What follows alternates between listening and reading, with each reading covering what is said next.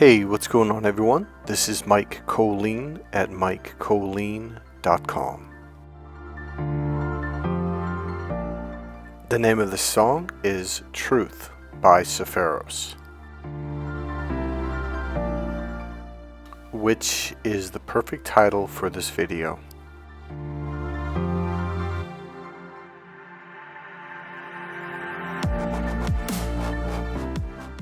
Okay, so this video is going to be one of those videos where I know what I want to say, but I'm going to start out kind of rough because I don't organize my words because it doesn't come out. In other words, I don't do an outline, I do it naturally. So I'm going to start kind of rough, but we'll get to it. The pieces will come together.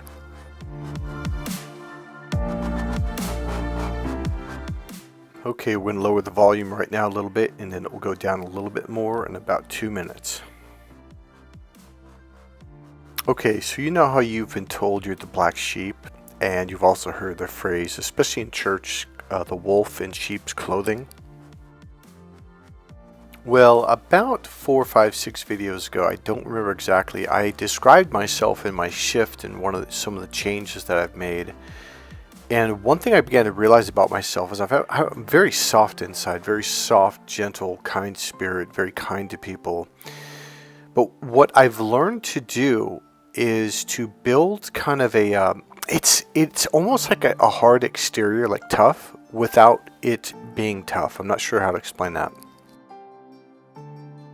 I mean, I know exactly what I'm doing. It's the techniques I teach my grounding course, my emotional grounding and internal awareness course. So what I've done essentially is I'm tough on the outside and soft on the inside, and I only open up to good people now. And that's in the last video. Okay, here we go. In the last video, I was talking to you about these 2 women that I met, and one was a very young lady. She was here from China studying at UC Berkeley with, there's a doctor who made this discovery. So she's a psychology student. And she gave me a hug at the Golden Gate Bridge because she had lost her purse and her phone, her keys, everything was in there, and she was kind of freaking out. So I stayed with her and let her use my phone, called her phone, and the person that had it answered it and brought it over eventually.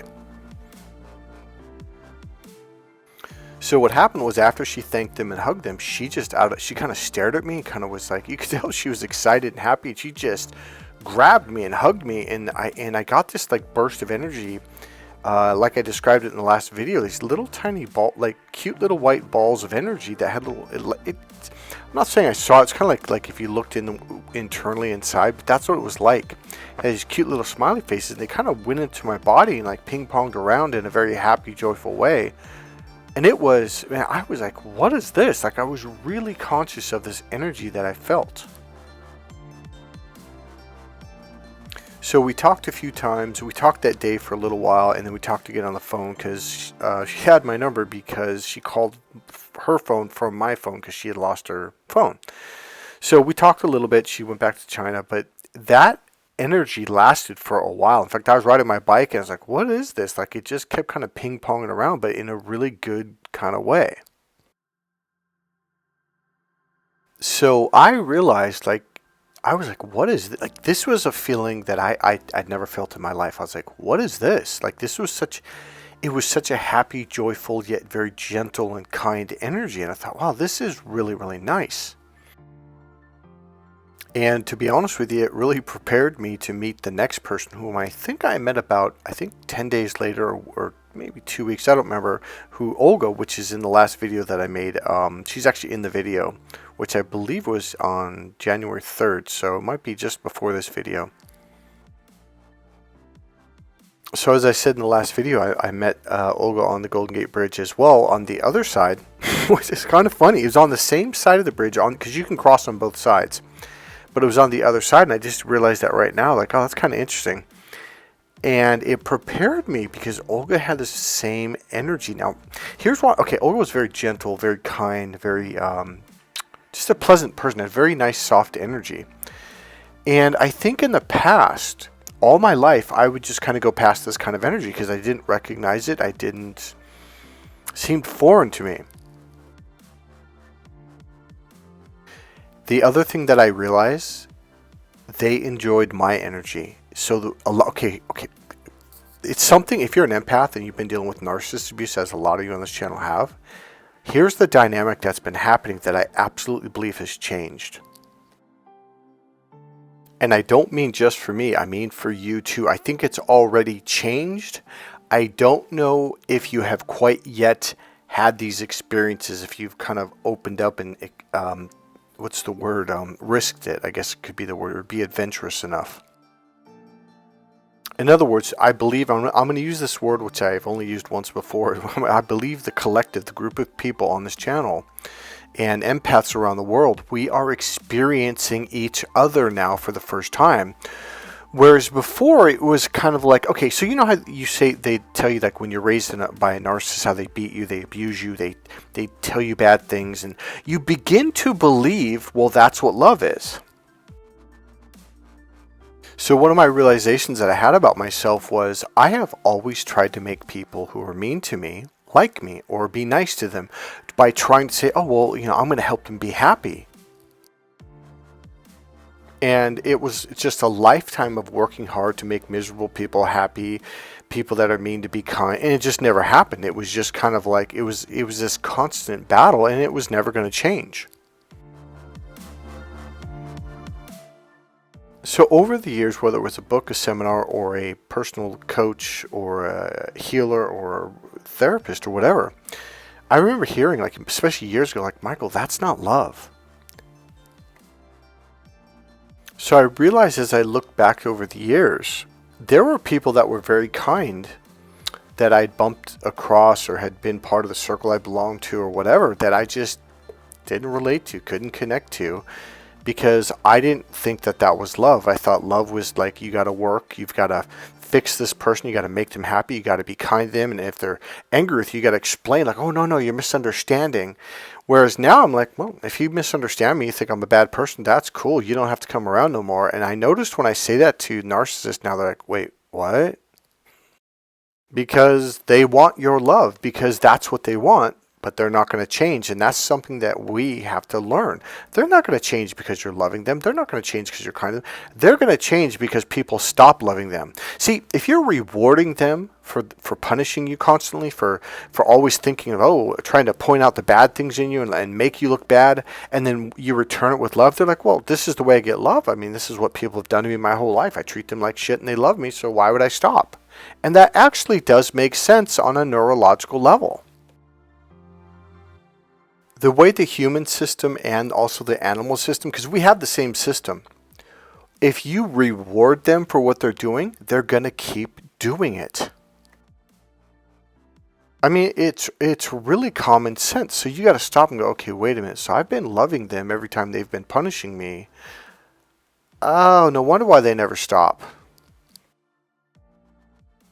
Now, here's the really weird thing. You'll meet people, such as the last two young women that I've met, who just loved me freely, whereas before, I would be like, okay, this is weird, I don't know what this is, and I would just leave, or I'd have a neutral reaction to it. And so, after a while, like, well, they don't reward me for loving them, so I'm not going to love them no more, I'm not going to come around. So, it's like we were taught at a young age to love people who aren't lovable, who aren't loving us in return. So essentially what I'm talking about is what narcissistic parents will do to one or more of the children.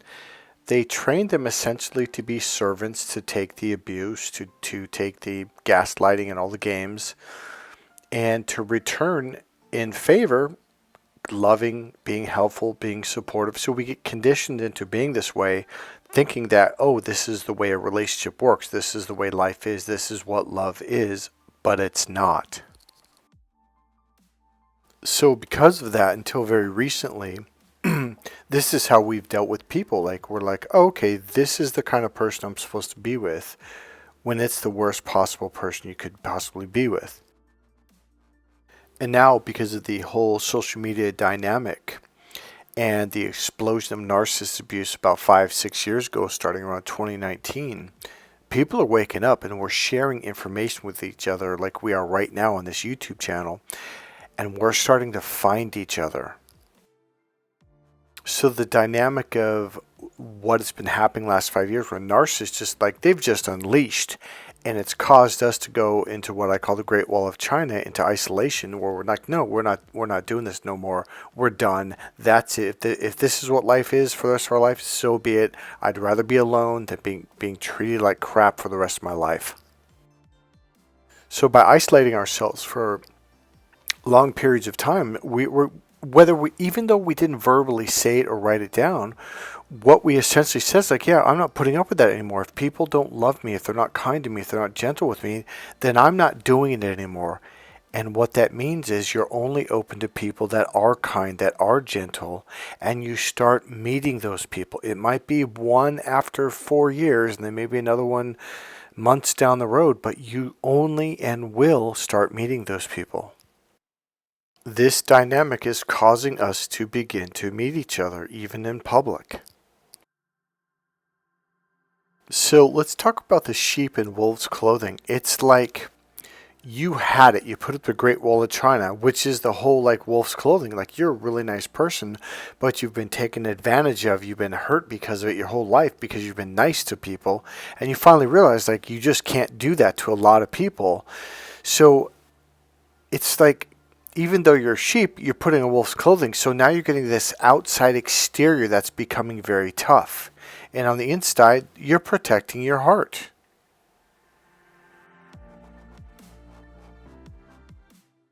Now here's a dynamic that I've began to notice very much in the last probably 6 months, a year, is I'm starting to see the opinions of people about me. It's not about me at all. It's like they're sharing who they are. So you can see their opinions about you are really, it's really loaded in about their own history, their own personal history, and their own beliefs. See, it's not about you at all. They are sharing with you who they are, even if they're not conscious of it. So the shift has happened to where it's like, I'm like, oh, okay, well, that has nothing to do with me. That's really what you're saying from your system, from your beliefs, from your experience in life. Okay, so here's what I'm trying to say. It's different. Okay, so in NLP, a long time ago, we really went over how people project, how we project, etc. So one thing they taught us was something called the trainer state, and it's a shift in looking, how to explain this? It's technically an external shift into an internal shift. In other words, having your awareness drop down inside you and reconnect with yourself. So what this causes is, instead of looking for other people's opinions about you externally, you start to just see patterns in people, and you start to see, how to explain this? You shift it completely from being personal to being, it's okay. You're shifting all your awareness around them and about their body language, the tone, their tempo, the rhythm, the patterns that they do, the way they speak it, the strategies. It's all unconscious, because as an NLP trainer, you have to be able to see the patterns in people. Again, this is the internal awareness course. This is the reason why I teach these techniques, is because it shifts you into, instead of it being, oh, what do they think about me? And shifting from that into what's going on with them. In other words, it's very helpful when it comes to receiving communication fully. Because when you're thinking and worried about what people think about you, you're completely missing communication. So instead, you open up to receive. That's probably the best way. So as an NLP trainer or therapist, I have to receive your information, your emotions, your feelings, your tone, your tempo, your rhythm, the patterns that you're throwing at me, and seeing, like what needs to be worked on, where and how. Now, when you have an external awareness, that puts your, how to explain this? It's called being others focused. So you're focused on what others think. When you learn how to come back inside and be internal, now you're listening to your own intuition, your own thoughts, your own feelings and emotions about yourself, and those become more powerful.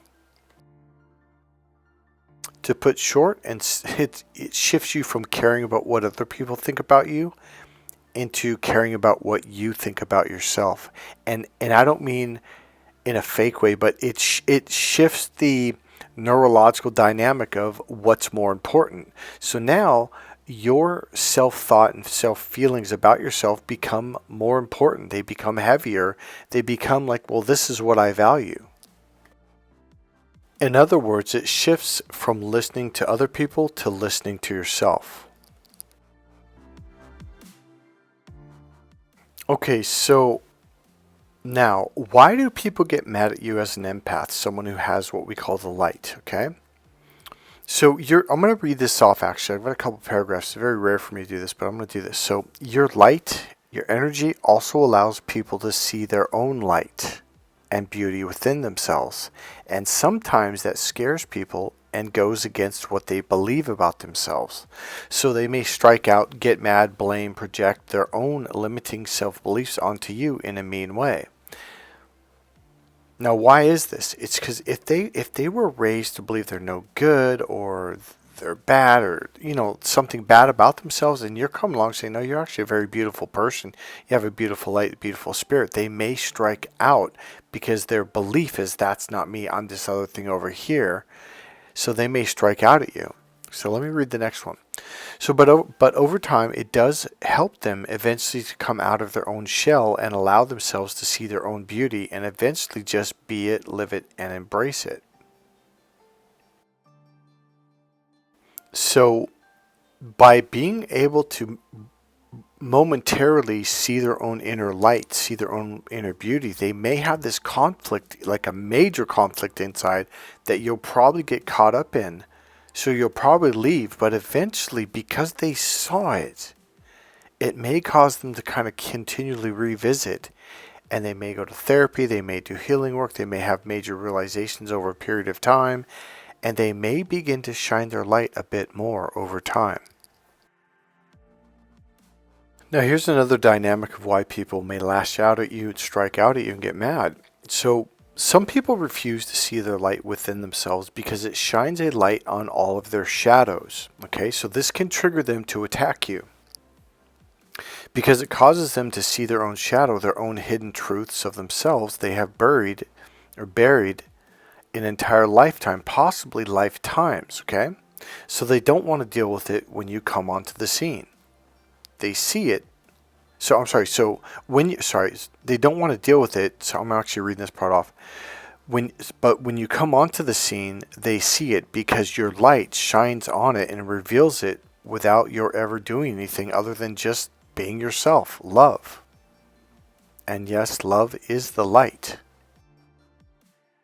Now let's talk about this because a lot of people throw this word around. I am literally telling you, your light, it's like an actual light where you see other people's stuff, okay? And they start to see their own stuff. Some people around me, they're like, oh shit, he can see my stuff. Like you can see it. You don't even have to talk. You could be standing in line next to them. You could be on a bus. You could be walking down a path, okay? And for a lot of people, they don't want to face themselves. They don't want to face their stuff. But here's the thing. They're missing the beauty of it.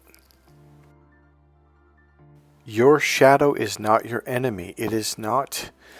I know, see, it's like when you have shame, when you have guilt, when you have fear, like that's all you feel, that's all you experience. And so when one of these parts come up, one of these pieces that's call it your dark side or your shadow side, is you want to push it back down. Well, no, that's not me. But when you do that, you're refusing to heal it.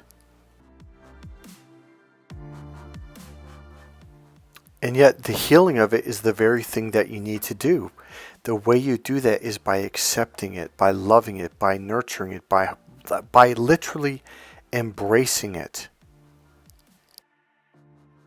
Now, you know the class that I talk about, the course about internal awareness and emotionally, like you heal emotionally, is by connecting internally. By learning to drop down inside, this is the way that you heal these parts because now you're connecting with them. It teaches you how to open your awareness, expand your energy, and allow yourself to just be with those parts. And that is the healing process, period. By being with them. The the thing is, you've rejected them for so long that they're hiding from you, that they're afraid of you. And when they do come up, see, when they're coming up, they're actually asking for your love. But most people are like, no, no, and they push it back down, which furthers the separation. So whether I work with you one-on-one or in a group, this internal awareness and emotional grounding techniques, see, when you ground yourself, you're calm, you're peaceful. And when you drop down and become an internally aware being, your awareness expands, which gives space to all of these parts to feel comfortable. It's that comfort of being with them in that open, expanded space that allows them to feel comfortable and to finally come back home. This is the healing process. See, when you're in this space, the open space is the non-judgmental space. It's the closed and narrow, logical, linear space that is the judgmental. These parts, when they get judged, they run away. When you allow yourself to expand open and to be with the emotions such as fear, guilt, shame, or whatever, and you just ground yourself and you be with that part that's hurting inside, it allows that part to want to feel comfortable and to eventually let go and come home and integrate back with you. Again, that is the healing process. So when you come into these people's space with this happiness, this joy, this light, they see themselves, and it can cause, it's like it'll cause them to want to shove those parts down. So if you're around with a light on, they're going to lash out until you leave, so they can go back into the darkness and to hide from it, to hide from themselves, to hide from their healing. So it's okay to learn to walk away from these people. When it's their time, they'll eventually come looking for help from someone. So in the meantime, it's okay to be the sheep in wolf's clothing and to protect yourself, because when you can have that outer strength with that inner softness, man, it is a great feeling. The ability to walk away from people that are mean, the ability to just like not interact with people like that, to be okay with taking care of yourself. And that's what you did. Now, okay, so you know that whole isolation period where you were alone for a long period of time that I call the Great Wall of China? This was you choosing you for the first time. And that's what the narcissist was afraid of. They were afraid you were going to finally discover that you are valuable. So you literally chose yourself over other people. You're like, no, it's my turn. Me first. I'm protecting me, myself, and I, and that's okay. And that's the healthiest thing you ever could have done. So the isolation period was not a punishment. It was a blessing. It was you choosing you. It was a tough choice. It may not even have been a conscious choice, but you didn't want to get hurt anymore. So for the first time in your life, you were protecting your inner self. And because of that, your inner self began to connect with you, and your intuition went up, your awareness went up, even your psychic and spiritual abilities go up when you connect with you. Because that is the spiritual way. The internal way is the way of spirit. This is how you connect with spirit. So what I'm saying is, by you choosing yourself, by going into isolation, putting up the Great Wall of China, that was the healthiest thing you ever could have done for yourself. And this elevated you to the next step in your process, in your journey. Hey, God bless you guys. If you enjoyed this video, please click subscribe, click the like button, go ahead and make a comment. And as always, you can go ahead and leave a donation. There's a PayPal link right there in the description box. God bless you guys. I'll see you in the next video. Bye.